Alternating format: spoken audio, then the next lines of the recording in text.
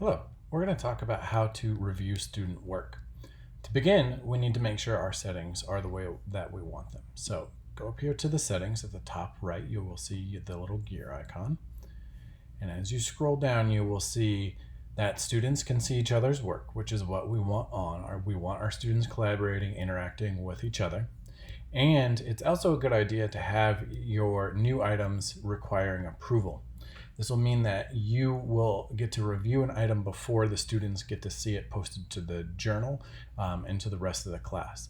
This is always a good idea because it allows us to make sure that the quality of the work is great before it gets posted and that students aren't posting anything inappropriate. So we want to make sure those two things are on. And then there are three different ways I can actually review student work. So the very first thing, when you log into Seesaw, you will see that I have 2 new unapproved posts, so I can just click there. I can also go to the activity itself. So here's the latest activity I've done in this class, and you can see that I have one requesting approval. I can click on that and I can pull up all of my class. Here you can see all of my students, the ones that have done it and the one that needs review. And lastly, the third way to review student work is through your inbox notifications. So you can see that I have some items here that require approval. So I'm going to go ahead and click on this from Von Miller. I'm very lucky to have Von Miller in my class.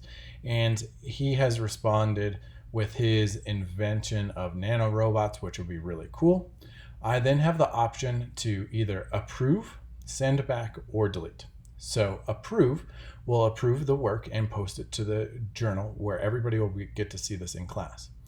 Be mindful that when you post something that's approved, everybody will see it. So if you have any students that are doing remediation or maybe math intervention or get accommodations or modifications to their work, you might want to be mindful of the approve because those students could be singled out then as having to do different work. You might then just want to send back or to not approve at all because of confidentiality reasons for that. And then you can just delete it if it's not appropriate at all. It is always recommended then that you give comment on it. We have a great video on descriptive feedback, exactly how to do that, but you can post a comment. You can even record some audio to respond to the student. If the student's younger, say ECE or kindergarten, you can give them audio comment because they may not be able to read your comment there.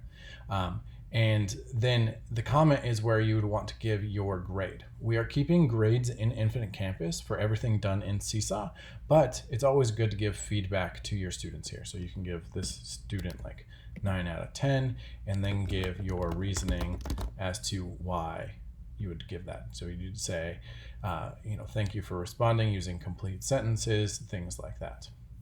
So that's how I can approve my student work.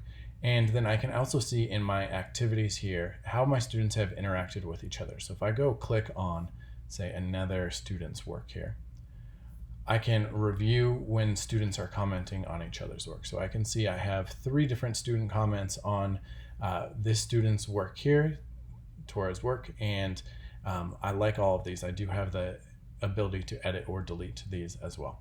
So that's how we review student work. Make sure that you're giving great descriptive feedback, and you can watch that video. It'll be linked below. Thank you.